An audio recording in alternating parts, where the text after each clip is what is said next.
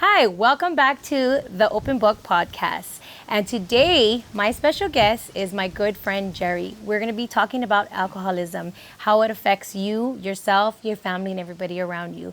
Welcome, Jerry. Thank you so much for having me, Bridget. This is great. Thank you so much for taking the time with me today. Of course, of course. This is a very important topic. I think that a lot of people don't really know the details about alcoholism. I come from a family that suffered from alcoholism, and I still didn't know the details of it. The more we talk, because we're friends and we talk a lot every day, I just thought it would be so interesting to know the triggers and to even know the after effects. So first, tell me where you was born. I was born in Salt Lake City, Utah, and then I grew up in Rock Springs, Wyoming for the majority of my time before I moved out here to Las Vegas in 1999. Okay, how old are you? I am currently 42 years old right now. Okay, do you have kids? Yes, I have a 17-year-old son, Caleb, and then I have a 9-year-old daughter, Liberty. All right, when, you know how I just jump right in, so I'm going to jump right in and start asking you questions. When did you have your first drink of alcohol? I think for me, my first drink was probably roughly around the age of 10, 11 years old, hanging out with friends, stuff like that. You sneak a couple sips of someone's liquor that they have at their house or anything.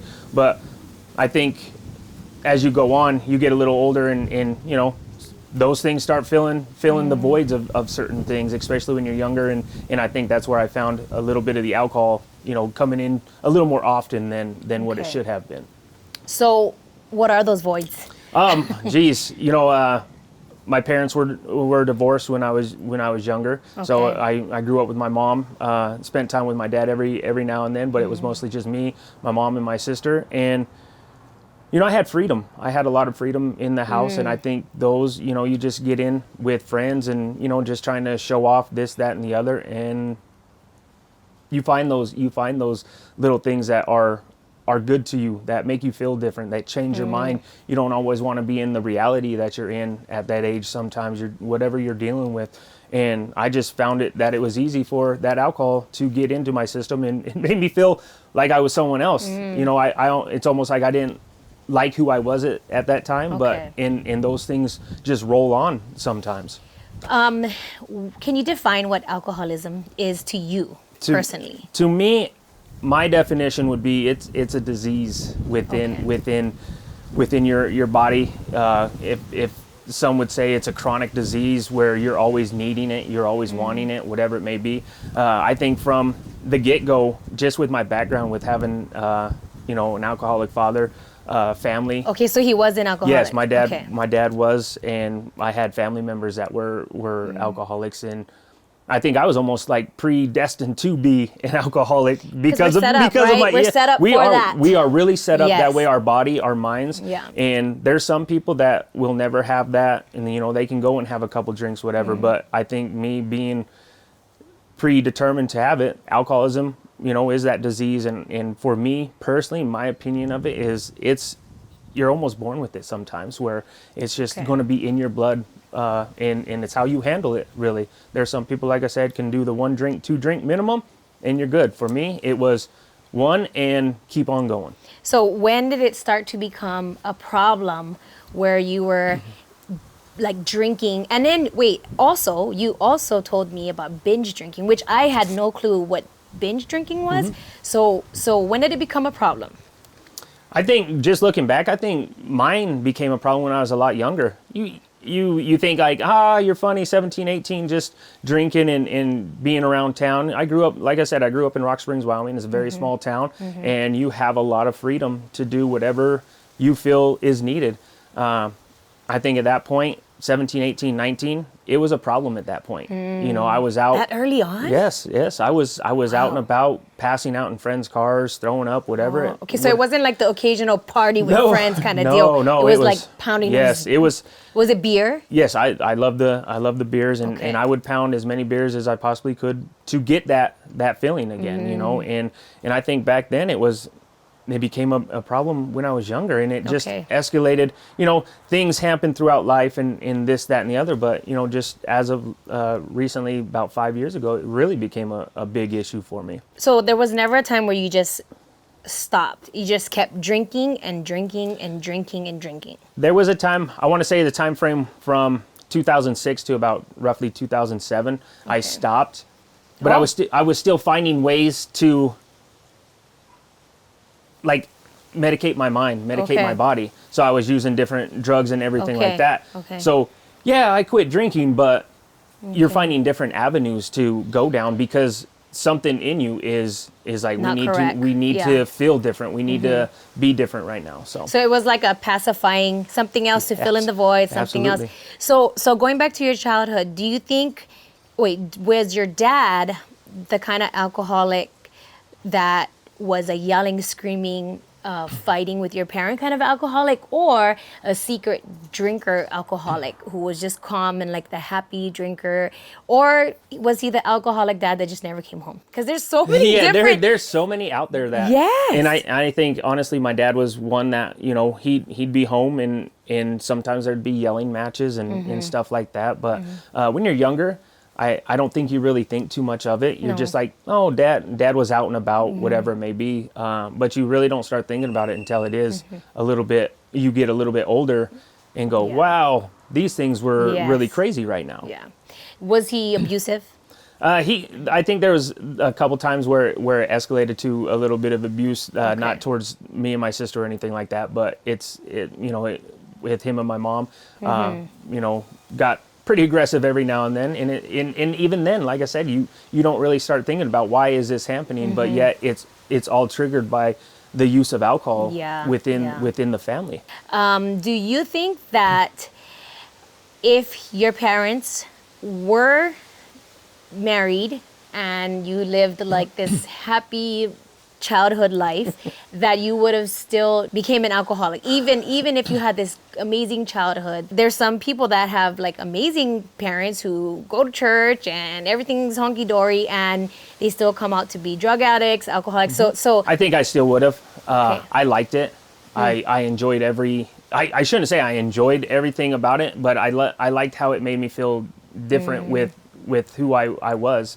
But I think even if my mom and dad were married still, white picket fence in the yard, whatever it may be, great childhood. I think I would have been, because I really enjoyed the aspect of drinking. So was the drinking, did it get to the point ever where you actually passed out in somebody's house, or in like some place where you didn't know where you were, like somewhere where you were totally unaware of what was going on, who you was with, anything like that? Oh, that happened on numerous occasions, especially when I was Really? younger, and even when I got older. Wow. Like I know you mentioned the binge drinking, but Yeah. when you're really going hard and What does drinking, that mean, binge drinking? binge, you're just going Drinking for a whatevers? certain whatever, and you're going as long as you can until hey, you got work on Monday, you got work on this, that on Tuesday, whatever it may be. But you're just going and going and going as much as you can. But yeah, there was plenty of instances where I was passed out and didn't know where I was or anything Wow. like that. And it's a good thing I had like good people around me, friends and family and everything like that. Especially friends that you're going to school with, growing up with, and everything. And I always had one buddy that would tell me everything the night before, what I was Really? doing and stuff like that. I was like, you don't need Did to you believe repeat him? that. Yeah, I really did, because sometimes Were you wake embarrassed? up. No. You are at the initial point, Okay. but then when you start drinking again, you're like, that's just me. That's So all right. was it, so as a teenager, you just started drinking every day, and in 2006, you said you started like going hardcore. Like, 2006, 2007, I stopped for a little while. Okay. And then I think for the most part, when I started really going hard was roughly about 2013 to about late 2015, when And here's I the was funny really going thing. hard. I've known you for 10 years, and at one point, I didn't even know that you were an alcoholic. So that's how well you hid it. And that's what you do. You try to hide your addiction, because you have to live this one persona. You have to live your personal life here. But then at your house, or when you're not even at your house or anything, you're living a whole different dark side of your own life. It's almost like you're just living in your own personal hell. Yeah. To basically so say. You consider that part of your life hell? Oh gosh, yeah. Okay. There was points where I just, I would just wake up sometimes and just looking in the mirror, I didn't even like who I was seeing in that reflection, because just sweating and alcohol from the night before is just making me vomit. You are really beating your own body up, drinking yourself to death, basically.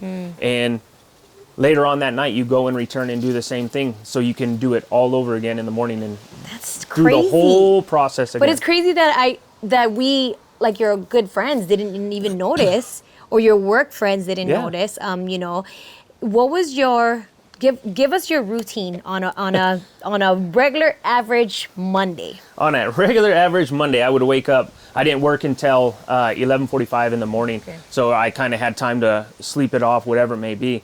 But on a Sunday night, I would roughly stop drinking. I would tell myself I'm stopping at around 9, so then I would have ample time to recover.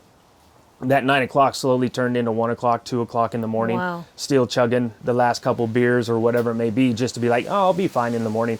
And then you get up, kids are getting ready for school, this, that, and the other, and you're up at 7, 8 o'clock in the morning just vomiting in the sink, and you have your little daughter asking you, why are you throwing up, Dad? And you have to come up with this great magical excuse of, Dad just doesn't feel good. But it's every day, like, you don't feel good with this. And that was my routine on a Monday morning. And then I would go to work and I would just feel like such trash for the whole day. I didn't really want to talk with anybody. I didn't want to really communicate or anything like that. And then towards probably, I got off at about 8:15 at night. I think I used to get off at 8:15. 8:15 at night. And I would start my whole thing over again. I would get in the car and I would stop at my regular gas station stops, grab my tall boys and chug those as fast as I could. And then by the time I got closer to the house, I would be done with those, and I would stop for another 2 and chug those as fast as I could. And then by the time I was home, I was 8 beers deep already. Wow. And then by the time I'm getting home, it's 8 beers deep, and I'm already too drunk to really almost like manage. 8 tall boys. Yes. Okay. Well, the 4 of them. So it turns into 8 okay. beers. But it's not a way to live. And I was doing that on a regular basis. So when you go home, what would you do when you were that drunk? You know, for that, sometimes I would go and grab more. Because you were not like a one of those drunks that came home, yelled and screamed and broke things, or were you?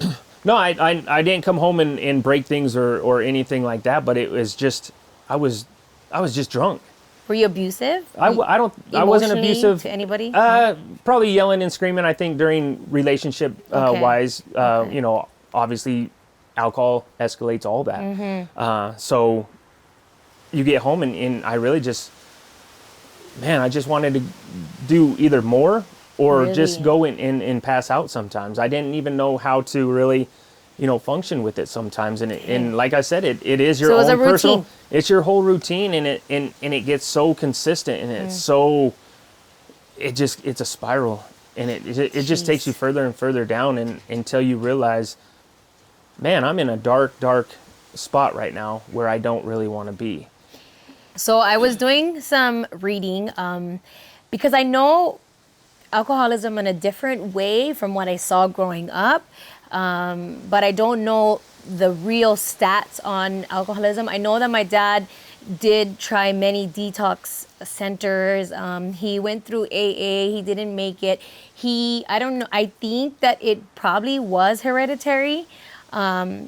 You know, so I've always known that about my family personally. It's something that me and my siblings we talk about it. It's something that we talk about it openly, because I think that it doesn't become an issue until it becomes an issue, you know? Yeah. But the stats on it say globally 1.4% of the population have an alcohol disorder. 1.4. That blows my mind. Even alcohol abuse being responsible for more than 95,000 deaths in the U.S. each year, 261 deaths, like every day. Yeah. Definitely. That's bananas to me. And I never thought about it until actually I read this, and then I thought about the homeless person that used to come around our work, the rec center. He super educated, right? You know what I'm talking about. Oh, yeah. Super Oh, yeah. educated. His terminology, so I'm just wondering if he was an alcoholic or a drug user, and then it just spiraled out of control, and then he became so like homelessness probably plays in a big part into alcoholism, drug abuse, I think.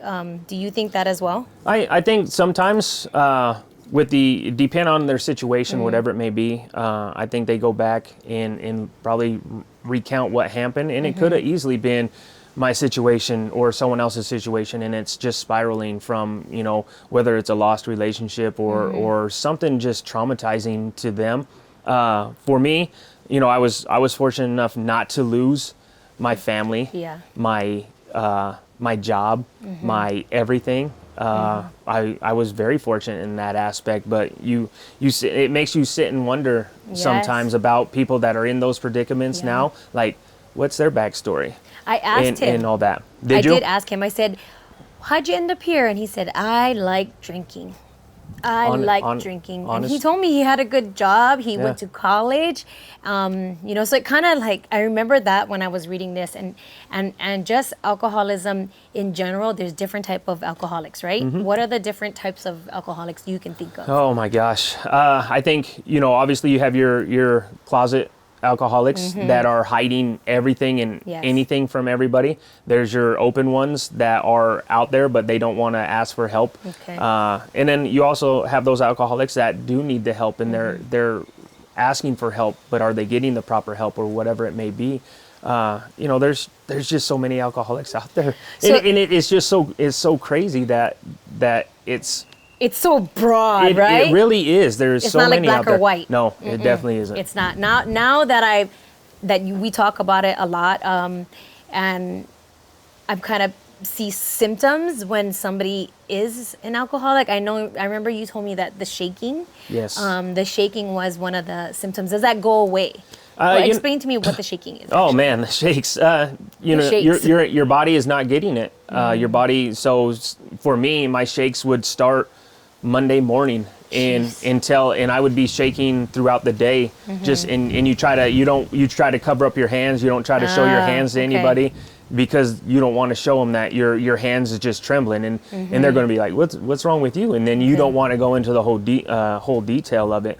But it's just a matter of your body's not getting that, and it's craving that. Mine, after stopping for now 5 years clean, I still see some shakes, because I think it's maybe be some damage in there or whatever it may be. Okay. But I think it's gotten obviously a lot better since I have quit drinking. Than rather when you're in a full-blown active addiction. Take me back to the day that you decided you were gonna stop drinking. Take me back to that day. The feeling, and what made you decide this is it? Because you tried to stop before, right? Yes. I tried to stop before, and like I said, you just find different avenues to go down to medicate yourself. Okay. But it was a long MLK weekend, and I was really binge drinking big time. I was either going to end up dead in jail or something else. There was no ifs, ands, or buts about it. And I look back out on it, and I was so many beers deep at this point on a Monday, and I told my family goodbye. I was like, I'm not going to be here anymore. And so you want to commit suicide? Yeah, and it was so bad for me that you think that that's the only way that you can finish this and not have your family worrying about you anymore. You're just you're a loser, whatever it may be. But I was out driving, obviously, drinking and driving, one of the worst things you can go and do. But my daughter's mom, Larry, kept calling and calling. She eventually called my family. My family was blowing me up on my phone. She was going to call the cops, get me somewhere. She was like, I don't care. You're going to be home. And I finally ended up being home and just really broke down. I really didn't want to be anywhere anymore, you know. And then the next day I wake up like nothing had happened. Wow. And that's the mental of it. You're like, oh, that's no big deal. That was just drunk Jerry. You know, that was no big deal. But Larry, she really pushed for it. She's like, no, you need to go to work today, and you need to find somewhere that you need to go. Wow. And you know, at that time, Liberty was in your preschool. Yes. And Larry came and she goes, did you find a place? And I was like, yeah, I found something. Good. And you know, the following day, and that morning, I had to call all my family and apologize to them and say, you know, I am going to go to a rehab. I think I really need to clean myself up because I'm becoming an embarrassment to my family. And I think that's what was eating me up, because my family had done nothing but support me through everything that I've done in this whole life up to that point. And it was almost like I was betraying them, like, oh, I'm just going to be the loser drunk of the family, whatever it may be. And I didn't want that anymore. I didn't like waking up feeling like crap, like I was going to throw up all over myself and this, that, and the other. So you just had enough. That was the day you just I really enough. did. And I remember Larry said, we're going to go. I ended up, we went to a Chili's, and I ordered one more tall just beer for the road. just to take that away, because I was feeling so much like crap, and I was like, this beer will get me there. And in the afternoon, she went and we went and I checked in to Solutions Recovery. And man, from there, they took great care of me. Really? They were really on point. And with you were me. saying that they don't have they're not there anymore. No, right? Solutions Recovery is not, as far as I know, is no longer in Las Vegas. Helping people out or anything like that. I know they sold out to a different business, but I don't know where that business went, or if they even occupy the building or anything anymore. Right. And we will have some links below. We have some links if you need to get help. Some clinics that you can go to locally here in Las Vegas. And also the Salvation Army. Jerry said that the Salvation Army has free counseling if you fit the criteria for that. So check that out as well. And we'll have the links, like I said. So I'm going to do my rapid fire questions. I was about to cry. I was literally good. I was about to cry. I got to switch it up real quick. It's emotional. And I'm proud of you. I'm just so proud of you. And I think it's huge for me. Yeah. Like early in my recovery, I was still embarrassed. But now you're not. Because you want to puff your chest like, I didn't need help. I needed help. And that's good to know to know that you needed that help. Yes. And to be sitting here now, you are like amazing to be here talking about your story, and this story can help others. I'm sure it will, and even if it doesn't reach another person, this is your road to a part of your recovery. I think this is great that you share this personal information. But get ready. All right. Okay, here we go. Has there ever been a time that you tried and could not quit before? Oh yeah, numerous times. I thought I was going to be able to quit cold turkey numerous times. Like, oh, I don't need it anymore. So you needed the rehab. Yeah. You needed it. I really did. Just for how far I was gone, I needed it. Okay, so anybody that's trying to get help, that thinks they can do it on their own, what is your advice? Seek better help. Seek the guidance. Get in with whether it's a counselor or an outpatient type program. Because it's always nice to talk to someone that's been there, that whatever you're battling. Professional help, or even having a 12-step program mentor that is going to help you, guide you on what this is going to entail. Like it's work. It's an everyday struggle to be where you want to be. What was the worst thing you have ever done while being intoxicated? I think for me, numerous times just drinking and driving. It's scary. God saved you, huh? God was looking out for me numerous times. I think He put me through what He put me through and made me a lot stronger for it. So drinking and driving was the worst. I definitely think the drinking and driving was by far the worst. By far the worst. I do too. Okay, so who do you think you hurt the most during this journey? I think I hurt my mom the most. I think I hurt my dad one of the most. My sister, I think. Your Your immediate family. Immediate family. Okay. And then I think I hurt Liberty's mom, Liberty herself, and Caleb. Okay. Being in that active addiction, I think I hurt them the most. Your immediate family. Immediate family, And they're the people that everything. pulled you out of this. Oh Just my imagine. gosh, yes. So your immediate family, you hurt the most, but they're the ones that saved you. Because you always have people. How ironic. You have great people in your corner. Yeah. You got to surround yourself with great people, and I was fortunate enough believe to that. be around great people. I So, believe that you need to surround yourself with great people that are not going to go party with you and feed your addiction. That's going to be there and actually do the dirty work and help you and help change you and care yeah. about you and keep trying and not giving up. So I believe that as well. What does it mean to be a recovering alcoholic? I finally love myself again. Yay! I think that's one of the biggest things that Yeah. I don't know if a lot of addicts will tell you that, but for me, I had to relearn to love who I am. And it gives you so much freedom to not have to worry about what you're doing, when you're going to get that next drink, when you're going to get that next feeling of not being under control, but in control, whatever you Okay. want to place it as. But it's so much freedom to love yourself and find who you are again. You know, That's great. it took me, you know, I've been in active recovery now for 5+ years, and it is beyond imaginable how I feel nowadays. Waking up and being able to do the stuff that I do now, it really lets you love yourself again. And like I said, it's so freeing from being in the depths of where I was. And tell me what the 12-step program is. What is that? It'll break you down. The whole 12-step program will break everything down on everything that you need to do. Me personally, I did not go through the whole 12-step program. I think for me, I had different reasons why I needed to stop. And I felt at the time I could really do it, and I did go through a little bit of the steps with some mentors when I was in recovery. But I really looked at my family and said, this is who I need to do this stuff for. I don't need to do any more of that, because I don't want to put them through a personal hell like I put them through for, a handful of years already. So if you want to say thank you to them.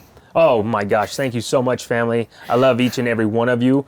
That goes for anyone that's in my circle right now. All my friends and family that really stick behind me and really cheer for me through this whole crazy process. So.